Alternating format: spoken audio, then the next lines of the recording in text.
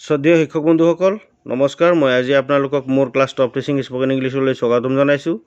আজি এই মুহূৰ্তত মই আপোনালোকৰ টেট পৰীক্ষাত আহিবলগীয়া কিছুমান প্ৰশ্ন ভকেবুলাৰী, এই ভকেবুলাৰীৰ মানে শব্দ ভাণ্ডাৰৰ কিছুমান শব্দ, যিখিনি শব্দ আপোনালোকৰ পৰীক্ষাত আহিব, ধৰক বিপৰীতাৰ্থক শব্দ, চিনোনিমছ মানে হ'ল সমাৰ্থক শব্দ আৰু এণ্টনিমছ মানে হ'ল বিপৰীতাৰ্থক শব্দ।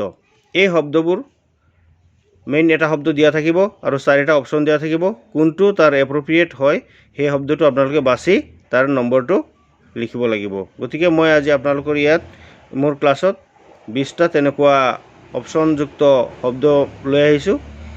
ক্লাছটো আপোনালোকে প্ৰথমৰ পৰা শেষলৈকে চাব বুলি মই আশা ৰাখিলোঁ। গতিকে মই আৰম্ভ কৰিছোঁ। প্ৰথমতে আছে অপৰচুনিটি। অপৰচুনিটি মানে হ'ল সুযোগ বা সুবিধা, সুবিধা। তো এই শব্দটোৰ অপশ্যন কেইটা দিয়া আছে: প্ৰপাৰ টাইম, হাই টাইম, ইম্প্ৰপাৰ টাইম আৰু আনফৰ্চুনেট। গতিকে প্ৰপাৰ টাইম মানেও ঠিক টাইম, হাই টাইম মানেও মেইন আমাৰ যিটো প্ৰয়োজনীয় সময় সেইটোৱেই উপযুক্ত সময়, ইম্প্ৰপাৰ মানে হ'ল অনুপযুক্ত সময় বা অপ্ৰকৃত সময় যিটোৰ প্ৰয়োজন নাই। তাৰপিছত আনফৰ্চুনেট মানে দুৰ্ভাগ্য, তেনেকুৱা। গতিকে এই অপশ্যনটোত দিয়া আছে ইম্প্ৰপাৰ টাইম। অপৰচুনিটিৰ অপজিট মানে এণ্টনিমছ হ'ব ইম্প্ৰপাৰ টাইম। এইটোৱেই অপশ্যন চি শুদ্ধ। নাম্বাৰ 2 ইয়াত দিয়া আছে অষ্টিয়াৰ মানে আচলতে সহজ সৰল। কিছুমান একেবাৰে সোজা প্ৰকৃতিৰ তেনেকুৱা মানুহকেই বা তেনেকুৱা বস্তুকেই অষ্টিয়াৰ বুলি কোৱা হয়। ইয়াৰ অপশ্যন দিছে মানে বিপৰীতাৰ্থক শব্দৰ দিছে পেইনফুল, কমফৰ্টেবল, লেভিছ আৰু ডেক'ৰেটিভ মানে হ'ল সাজোন কাচোন কৰা। কিছুমান মানুহ সাজি কাচি থাকি ভাল পায়, বেছি ডেক'ৰেট বুলি ক'লে আমি বুজি পাওঁ যিটো সাজ সজ্জাৰ কথা কোৱা হৈছে। লেভিছ মানে হ'ল উদাৰ, আৰু কমফৰ্টেবলটো জানেই আপোনালোকে যে আৰামদায়ক, আৰু পেইনফুল দুখদায়ক। গতিকে যিটো ইয়াত লিখিছে সহজ সৰল বা একেবাৰে আৰামদায়ক, সেইটোৰ এগেইনষ্ট হ'বগৈ বা বিপৰীত শব্দ হ'ব painful. Option A painful is the correct answer. Fickle বুলি ক'বলৈ গ'লে আমি বুজি পাওঁ অস্থিৰ, যিটো বস্তু কোনো স্থিৰতাত নাথাকে, চঞ্চল, অস্থিৰ বা চঞ্চল। এই ফিকল শব্দৰ অৰ্থ হ'ল অস্থিৰ বা চঞ্চল। এই শব্দটোক ষ্টেডিফাষ্ট মানে ষ্টিডফাষ্ট, যিটো দৃঢ়, একেবাৰে ৰৈ থাকে। ষ্টিডফাষ্ট বুলি ক'লে আমি তাক বুজি পাম অটল, মানে ৰৈ থকা, অলৰচৰ যিটো, সেইটো ষ্টিডফাষ্ট। গতিকে চঞ্চলৰ এণ্টনিমছ শব্দটো হ'ব ষ্টিডফাষ্ট। ইয়াত অপশ্যন কেইটামান দিছে: ইণ্ডিপেণ্ডেণ্ট, তাৰপিছত আনৱাইজ, হেমাৰ মানে হ'ল হাতুৰি একচুৱেলি, আনৱাইজটো অজ্ঞানী এনেকুৱা, ইণ্ডিপেণ্ডেণ্ট যিটো স্বাধীন। এই গোটেইকেইটা নহয়, ষ্টিডফাষ্টটোৱেই শুদ্ধ। তাৰপিছত নাম্বাৰ 4 দিয়া আছে। নাম্বাৰ 4ত আছে এংগেজ মানে হ'ল কোনো এটা কামত অবিৰতভাৱে লাগি থকা, এংগেজ হৈ থকা। ফোন লাগি থাকিলে আমি কওঁ এংগেজ হৈ আছে, বা এংগেজ মানে কিবা এটা বিষয়ত মত্ত হৈ লাগি থকা বুলি ক'লে আমি এংগেজ বুজি পাওঁ। গতিকে তাৰ এণ্টনিমছ হৈছে এবছেইন। একচুৱেলি এবছেইন, ইয়াত এ অপশ্যনটোত লিখা আছে এবছেইনটোৱে শুদ্ধ। তো লিবাৰেট স্বাধীন, ডিপ্লয় মানেও স্বাধীন, আৰু ইয়াত আৰু এটা দিছে জইন মানে যোগ হোৱা। গতিকে ইয়াৰ যিটো মেইন এণ্টনিমছ সেইটো হ'ল এবছেইন, এংগেজৰ। তাৰপিছত দেখা যাওক নাম্বাৰ 5 হোপলেছ মানে নিৰাশা, আশা য'ত নাই, টোটেলি নিৰাশা। ইয়াৰ অপশ্যন দিয়া আছে লাকি, কাইণ্ড, ডিষ্টিংক্ট আৰু ফিউটাইল বুলি ক'লে আমি কি বুজি পাওঁ? ফিউটাইল মানে হ'ল নিৰৰ্থ বা বৃথা, কোনো অৰ্থহীন, তাত কোনো কিবা পাবলগীয়া নাই, তেনেকুৱা। ডিষ্টিংক্ট যিটো হ'ল স্বতন্ত্ৰ, লিবাৰেট সেইটোও স্বাধীন, কিন্তু কাইণ্ড দয়ালু, আৰু লাকিটো হ'ল হোপলেছৰ মানে সম্পূৰ্ণ এণ্টনিমছ। গতিকে লাকি মানে ভাগ্যৱান, আৰু হোপলেছ মানে আশা থকা, আৰু হোপলেছ মানে আশা নথকা। ডিফিচিয়েঞ্চি বুলি ক'লে আমি বুজি পাম আচলতে ত্ৰুটিপূৰ্ণ, কিবা ভুল বা কিবা অভাৱ, কিবা বস্তুৰ যেনিবা অভাৱ হৈ আছে সেইটো কোৱা হয় ডেফিচিয়েঞ্চি। তাৰপিছত এই বস্তুটোৰ অপশ্যন দিয়া আছে ইয়াত ডেফিচিট, ইল, প্ৰফিট আৰু এবাণ্ডেন্স। এতিয়া দেখা যাওক ডেফিচিট শব্দটোৰ অৰ্থ আমি নাজানিলে শব্দৰ চিননিমছ বা এণ্টনিমছ কোনটো হ'ব আমি ধৰিব নোৱাৰিম। গতিকে আমি চাব লাগিব ইয়াত যে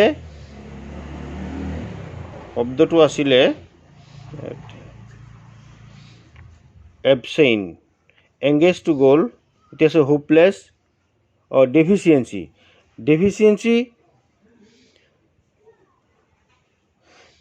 ডেফিচিয়েঞ্চিৰ যিটো ডেফিচিট যিটো অপশ্যন আছে, ডেফিচিট মানে হ'ল একচুৱেলি কিবা বস্তু এটা লছ হৈ গ'লে যে আমি কওঁ লছ হৈ গ'ল বা ঘাটি হ'ল, সেই ঘাটি শব্দটোক ডেফিচিট বুলি কোৱা হয়। তাৰপিছত আছে এবাণ্ডেন্স। এবাণ্ডেন্স মানে অজস্ৰতা। ইয়াত ডেফিচিয়েঞ্চি মানে হ'ল অভাৱ আৰু এবাণ্ডেন্স মানে হ'ল অজস্ৰতা। গতিকে অভাৱৰ বিপৰীতটো আমি এই অজস্ৰতা মানে বহুত আছে থকা বা বুজালে আমি সেইটোক শুদ্ধ উত্তৰ বুলিয়েই লিখিব লাগিব। গতিকে 6 নম্বৰ প্ৰশ্নটোৰ ডেফিচিয়েঞ্চিৰ শুদ্ধ উত্তৰটো হ'ব অপশ্যন ডি। অপশ্যন ডি সেইটোৱে আছে এবাণ্ডেন্স। এবাণ্ডেন্স মানে হ'ল অজস্ৰতা, যথেষ্টতা বুজাইছে। ইভাকুৱেট মানে হ'ল খালী কৰা, যিকোনো বস্তু এটা খালী কৰি দিয়া। ভৰ্তি হৈ আছে ঘৰ বা মানুহ আছে, কোৱা হৈছে যে তোমালোকে ঘৰ খালী কৰা বা কিবা বস্তু এটা খালী কৰা, ইভাকুৱেট। এইটোক এবাণ্ডন, ইয়াত আকৌ এবেণ্ডন লিখিছে যিটো, এবেণ্ডনৰ অৰ্থটো ইয়াত আকৌ বেলেগ, বৰ্জন কৰা। এবেণ্ডন মানে বৰ্জন কৰা। খালী কৰা আৰু বৰ্জন কৰাৰ কথাটো সম্পূৰ্ণ বেলেগ বেলেগ। মেড তৈয়াৰ কৰা, এডমিট প্ৰৱেশ কৰা বা ভৰোৱা, ফুলফিল মানেও ইয়াত ভৰ্তি কৰা বুজাইছে, কিন্তু এই যিটো ইভাকুৱেট খালী কৰা এইটোৰ সম্পূৰ্ণ এণ্টনিমছ হ'ব এডমিট মানে ভৰ্তি কৰোৱা, খালী কৰা আকৌ পুনৰ ভৰাই দিয়া। জাষ্ট মানে প্ৰায়, মাত্ৰ, এইমাত্ৰ। আমি এই জাষ্ট শব্দটোক 8 নম্বৰত বুজি পাওঁ। জাষ্ট যে এইমাত্ৰ বা লোৱা এনেকুৱা টাইপৰ আমি বুজি পাওঁ, মানে ন্যায়সংগত। একচুৱেলি জাষ্ট শব্দটো ন্যায়সংগত এটা শব্দ। জাষ্টিছৰ এনেকুৱা কথাৰ পৰা ইয়াতো আহে। জাষ্ট মানে ন্যায়সংগত আৰু আনবেইছড, কোনো বস্তুৰ লগত বেইজ নকৰা, নিৰপেক্ষতা নোহোৱা। তাৰপিছত ওৱানলি মানে মাত্ৰ, এইটো বুজায়। ক্ৰুৱেলিটি মানে নিষ্ঠুৰতা। আনফেয়াৰ মানে জাষ্টৰ ইয়াত লিখা হৈছে আনফেয়াৰ, অন্যায়মূলক। এই বাক্যটোত জাষ্টৰ যিটো এণ্টনিমছ এইটো অন্যায়মূলক, এইটো আনফেয়াৰটোৱেই শুদ্ধ হ'ব।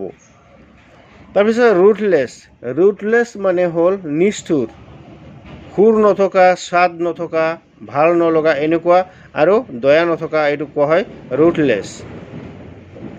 মেলিচিয়াছ, ৰুথলেছটোৰ পৰা মেলিচিয়াছ মানে বিদ্বেষপৰায়ণ। তাৰপিছত আছে ৱাণ্টন মানে হ'ল উশৃংখল। গ্ৰেচিয়াছ কৃপা কৰা থকা যেনেকুৱা লাগে আৰু। তাৰপিছত কম্পেশ্যনেট মানে হ'ল একচুৱেলি দয়াশীল, কিন্তু ইয়াত ৰুথলেছটোৰ এগেইনষ্ট বা এণ্টনিমছটো হ'ব দয়াশীল। দয়াশীলটোৱে হ'ব compassionate. Option D is correct.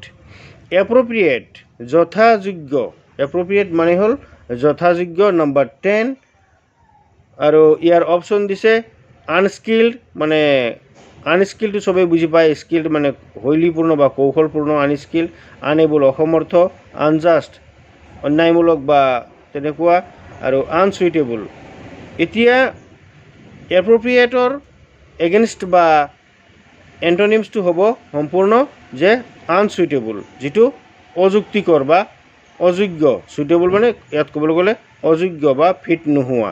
এপ্ৰপ্ৰিয়েটৰ against বা এণ্টনিমছ আনচুইটেবল। তাৰপিছত নম্বৰ 11 আমি প্ৰশ্নটো পাম। 11 নম্বৰত আছে এক্সোডাছ মানে হ'ল 11 নম্বৰ প্ৰশ্ন। এক্সোডাছ মানে হ'ল প্ৰস্থান কৰা। একেবাৰে সদল বলে কোনোবা জেগাৰ পৰা চবেই ওলাই গুচি যোৱা, সেইটো এক্সোডাছ বুলি কোৱা হয়। এক্সোডাছ মানে হ'ল প্ৰস্থান কৰা বা ওলাই যোৱা। তাৰ অপশ্যন দিছে influx, homecoming, return. Number D দিছে ৰিষ্টৰেশ্যন। ৰিষ্টৰেশ্যন মানে ভৰোৱা, ৰিটাৰ্ণ মানে ঘূৰি অহা, হোমকামিং মানে ঘৰলৈ অহা। ইনফ্লাক্সটোৱেই এক্সোডাছৰ মানে এণ্টনিমছ শুদ্ধ, কাৰণ ইনফ্লাক্স মানে হ'ল অন্তঃপ্ৰৱাহ মানে ভিতৰলৈ সোমাই অহা। এক্সোডাছ মানে প্ৰস্থান কৰা, ভিতৰৰ পৰা বাহিৰলৈ ওলাই যোৱা, আৰু ইনফ্লাক্স মানে ভিতৰলৈ সোমাই অহা। Number 12 candid. কেণ্ডিড মানে হ'ল স্পষ্টতা, অকপটতা, মানে যিটো কপট নাৰাখে, স্পষ্ট হৈ থাকে তেনেকুৱা, পেটকুলিৰ নিচিনা নহয় তেনেকুৱা কেণ্ডিড। আউটস্পোকেন, ফ্ৰেংক, ডিবাছ আৰু ডিছগুইষ্ট। ইয়াৰ উত্তৰটোত মানে আউটস্পোকেন যিটো স্পষ্টতা, সিও আউটস্পোকেন মানে ক'লেও বাহিৰ মানে এইটো স্পষ্টবাদী বুলি কোৱা হয়।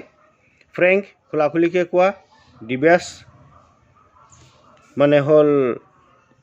মানে একচুৱেলি একা বেকাকৈ কথা কোৱা, কথাটো বুজিব নোৱাৰা নিচিনাকৈ কোৱা, সেইটো হ'ল ডিবাছ। আৰু ডিছগুইষ্ট মানে হ'ল ছদ্মবেশত থকা, মানে নিজকে নিজে লুকাই ৰাখি লোকৰ লগত কথা কোৱা। গতিকে কেণ্ডিডৰ সম্পূৰ্ণ বিপৰীত শব্দটো হ'ব ডিছগুইষ্ট, ছদ্মবেশত থকা বা বেশচন ধৰি থকা, সেইটো হ'ব কেণ্ডিডৰ এণ্টনিমছ হ'ল ডিছগুইষ্ট। নম্বৰ ডি মানে option D is correct. Facility বুলি ক'লে সহায় কৰা, সহায়ৰ হাত আগবঢ়োৱা, ফেচিলিটি দিয়া, সাহায্য দিয়া। গতিকে হেল্প সহায় কৰা।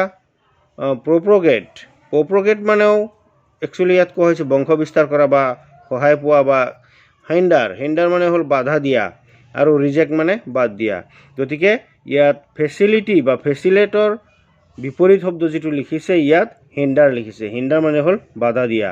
ফেচিলিটি দিয়া মানে সহায় কৰা বা আগবঢ়াই দিয়া, সুবিধা দিয়া, আৰু হিণ্ডাৰ মানে তাক বাধা দিয়া। গতিকে ফেচিলিটিৰ এণ্টনিমছ হ'ব হিণ্ডাৰ। Number 14 autonomy. অট'নমি বুলি ক'লে স্বতন্ত্ৰ, স্বায়ত্তশাসিত। একচুৱেলি অট'নমি বুলি ক'লে স্বায়ত্তশাসিত। তাৰ অপশ্যন দিছে স্লেভাৰী, গোলামী, ছাবঅৰ্ডিনেট, আনৰ অধীনত থকা। তাৰপিছত আছে ডিপেণ্ডেঞ্চ, এইটো অধীনত থকা, আৰু লিখিছে এইটো ছাবমিছিভনেছ। গতিকে এই শব্দটোৰ ইয়াত মেইনলি অট'নমিৰ যিটো এণ্টনিমছ সেইটো হ'ব ডিপেণ্ডেঞ্চ। ডিপেণ্ডেঞ্চটো হ'ল আনৰ ওপৰত ভৰসা কৰি থকা, স্বায়ত্ত বা স্বতন্ত্ৰ নহয়।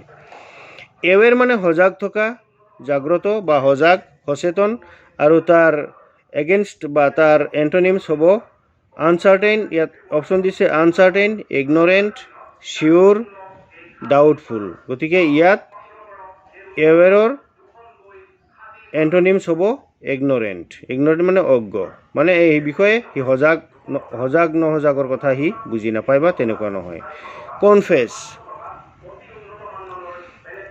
কনফেছ শব্দৰ অৰ্থ হ'ল স্বীকাৰ কৰা, কিবা বস্তু এটা নিজে মান্তি হৈ যোৱা।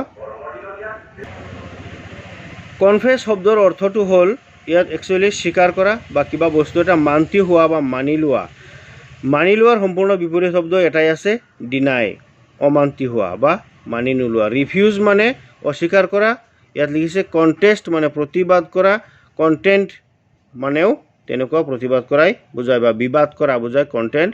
কিন্তু ইয়াত কনফেজৰ সম্পূৰ্ণ এণ্টনিমছ হৈছে ডিনাই।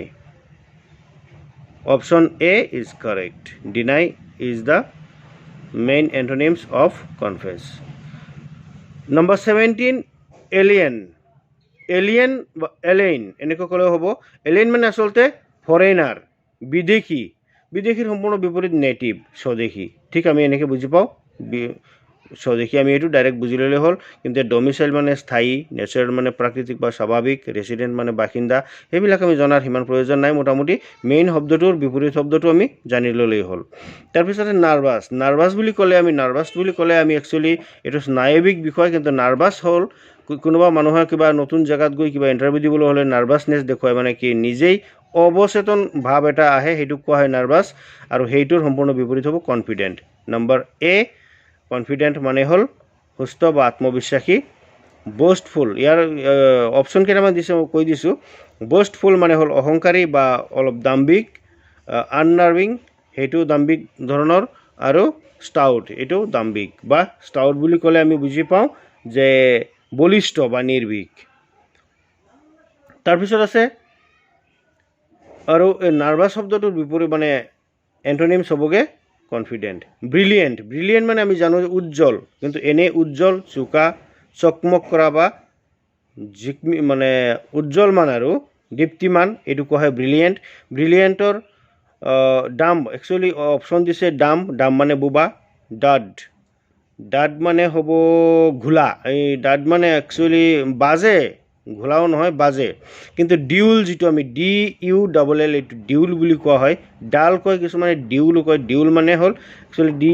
DULE হ'লে সেই ডিউল হ'লে যিটো আচলতে ডাল এনেকৈ ক'লেও হ'ব ডাল মানে হ'ল ঘোলা মানে অস্পষ্ট সেইটোৱে হ'ব ব্ৰিলিয়েণ্টৰ সম্পূৰ্ণ এণ্টনিমছ গতিকে চি অপশ্যন ডিউল শুদ্ধ ইয়াত আকৌ ডিত লিখিছে ডাষ্টি ধূলিময় নহয় ডিউলটোৱেই শুদ্ধ ডালটোৱেই শুদ্ধ হষ্টিল মানে হ'ল আচলতে প্ৰতিদ্বন্দ্বী বা